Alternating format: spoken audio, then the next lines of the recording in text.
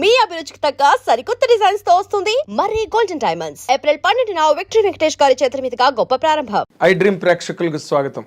ఇది నా personal program. నేను మీ నాగేంద్ర కుమార్. నా ఎడిటర్స్ కట్ ప్రోగ్రామ్కి ఇప్పుడు చాలా స్పెషల్ గెస్ట్ ఐ డ్రీమ్ స్టూడియోకి వచ్చారు. ఆవిడే సత్యకృష్ణ గారు. చాలా మంచి డొమెస్టిక్ రోల్స్, సంసారపక్షమైన పాత్రలు, వాటితో ప్రేక్షకులకి చాలా బాగా ఐడెంటిఫై అయ్యాయి.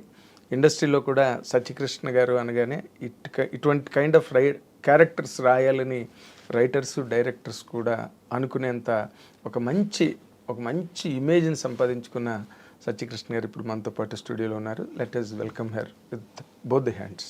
నమస్తే అమ్మా. నమస్తే అండి. Welcome to our programme. Thank you for honouring the ఎందుకంటే మీరు మధ్య రోజుల్లో ఎక్కడ ఎంట్రీ ఇచ్చినట్టుగా నాకు కనిపించలేదు.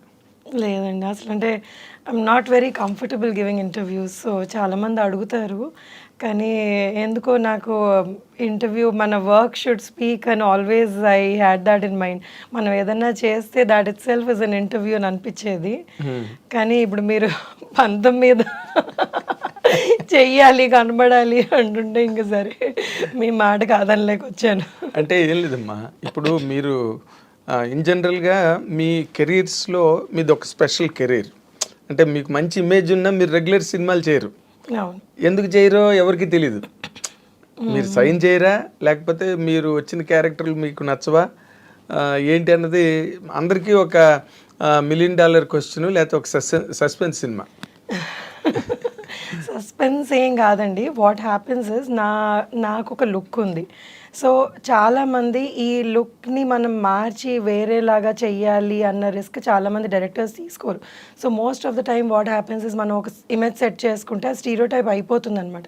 సో బిగినింగ్ నుంచి నేను ఒక చిన్న కామెడీ, కానీ ఒక మదర్, వదినగాను, మదర్ అంటే ఈ మధ్య చేస్తున్నాను, వదిన, అక్క, ఇవి చేయడం బట్టి ఏమైందంటే అందులో సెట్ చేసేసుకున్నారనమాట. సో ఏదైనా డిఫరెంట్ ట్రై చేయాలి అంటే that person should actually want to risk that అనమాట.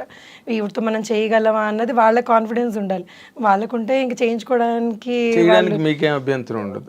నాకేం ఉండదండి. అంటే కొన్ని చూడండి, ఇఫ్ యూఆర్ ఆస్కింగ్ మీ ఎలాంటి క్యారెక్టర్స్ అభ్యంతరం ఉంటాయి అంటే, నేను నా బాడీ లాంగ్వేజ్ సెట్ కానివి అలాంటివి ఏమైనా అభ్యంతరం ఉంటాయేమో కానీ, బట్ అదర్వైజ్ యాక్టర్కి ఏ క్యారెక్టర్ వచ్చినా కానీ మనం చెయ్యాలనే ఉంటుంది కదా.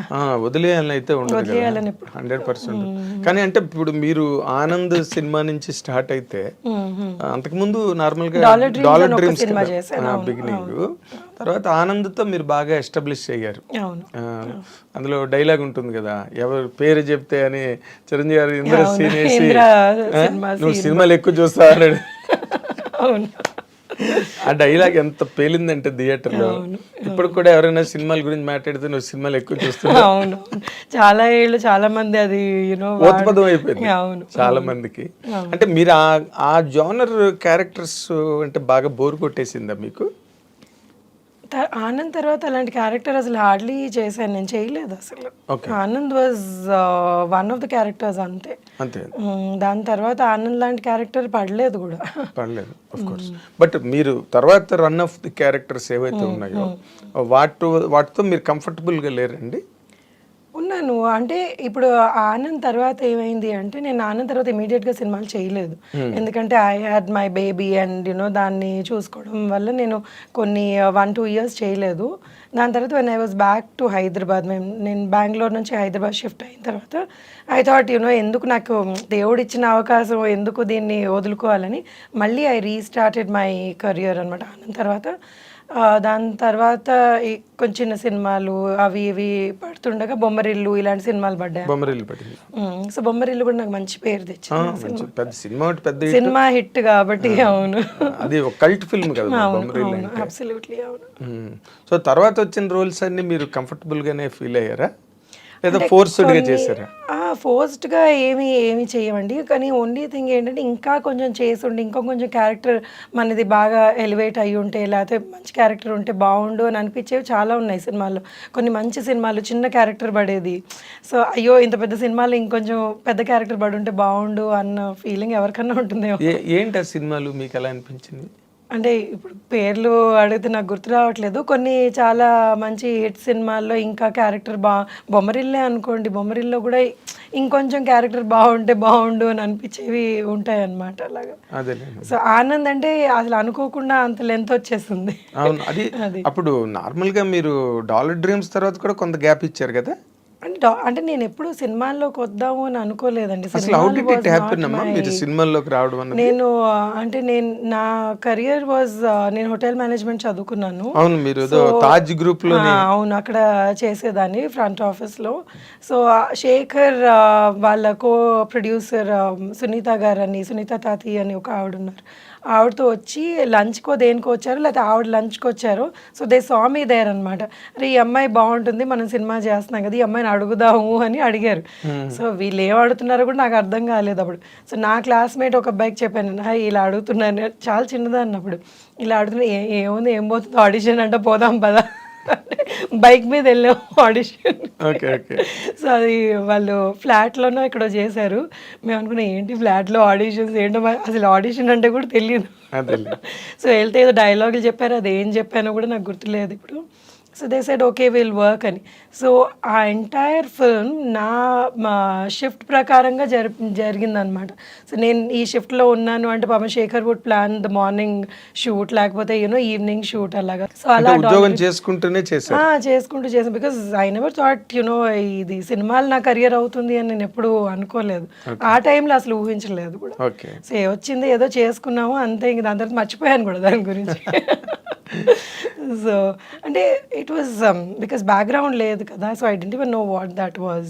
మీరు మామూలుగా మీ బ్యాక్గ్రౌండ్ ఏంటమ్మా? అంటే మా పేరెంట్స్ ఇద్దరు బ్యాంక్ అండి. సో దే యూస్ టు ఎస్బీఐలో పనిచేసేవాళ్ళు.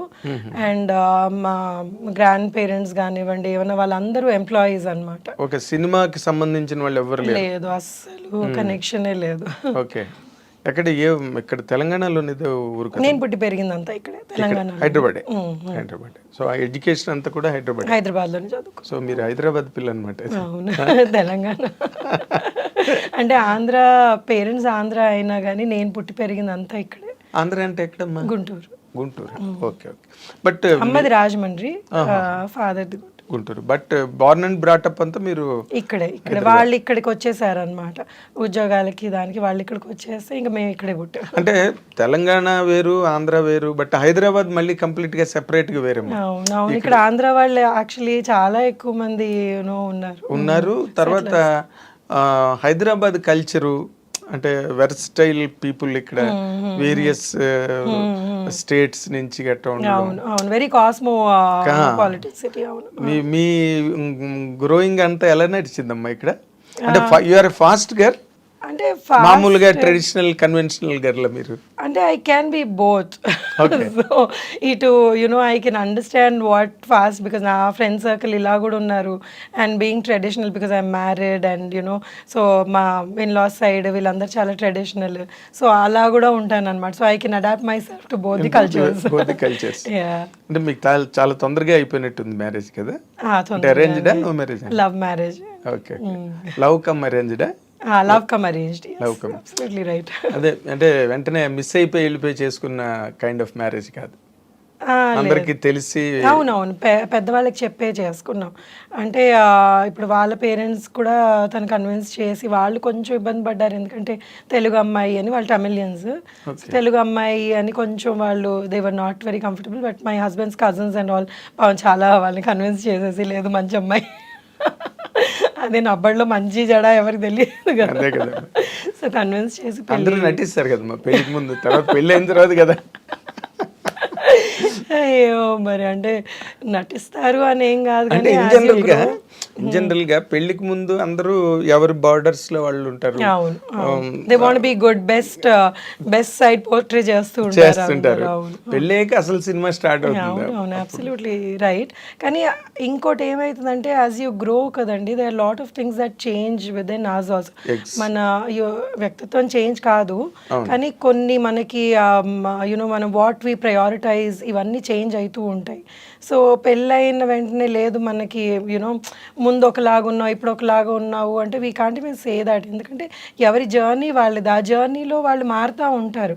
సో అది యాక్సెప్ట్ చేసి if you're still together then that's the marriage కదా. అవును, ఎగ్జాక్ట్లీ అదే మ్యారేజ్ అంటే. మనం లేదు మనకు సెట్ కాలేదు అంటే you know you have to be prepared for such things. కొన్నిసార్లు సెట్ అవ్వవు. సెట్ అవ్వవు ఒకసారి. ఈ చేంజెస్ లో కొన్ని డిఫరెన్స్ వస్తుంటాయి. మీకు ఎప్పుడు you're happy, comfortable in my marriage? And my marriage అయ్యి ఇప్పటికి 24 years అండి. So we did have ups and downs లేని మ్యారేజెస్ ఉండవు కదా.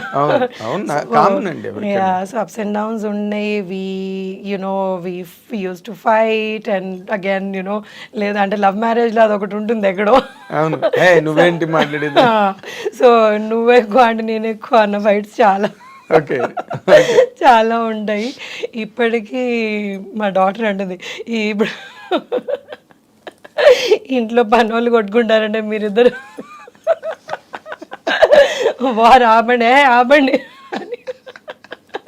అంటే ఏం లేదంటే ఇట్స్ జస్ట్ దట్ డిస్కషన్ అనమాట. ఎవరు తగ్గవు బేసికలీ లేదు అని.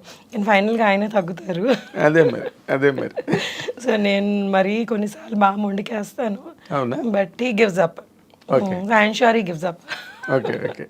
అంటే మీ మ్యారేజ్ అయిన తర్వాత మీ ఇల్లాస్ గట్ట అంతా హ్యాపీగా సెట్ అయ్యారా? చాలా హ్యాపీగా అండి. వాళ్ళు నాతో పాటే ఉండేవాళ్ళు చాలా ఏళ్ళు. We all live together, it's joint family. ఇప్పుడు వాళ్ళు లేరు, పోయి కొన్ని ఏళ్ళు అయితే. ఇప్పుడు మా అమ్మ నాతోటే ఉంటుంది. సో that is అంటే for me that's very important. I like my family being together and అందరం కలిసి ఉండాలి అని. మా ఇన్లాస్ కూడా they are pretty old. So I never like them మీరు వాళ్ళు ఎక్కడికన్నా వెళ్ళడం కొన్ని రోజులు వెనక్కి వచ్చేయండి అనేదాన్ని నేను. So I had a very good bonding with them and చాలా వెరీ నైస్ పీపుల్. ఇనిషియల్గా వాళ్ళకి అంటే ఐ వాజ్ వెరీ యంగ్. 7ంటికి లేచేదాన్ని, వాళ్ళకి 5ంటికి లేవాలి. సో ఈ సాంప్రదాయాలు ఎక్కువ ఉండేటప్పటికి ఆ చిన్న చిన్న ఇవి అయ్యేవి.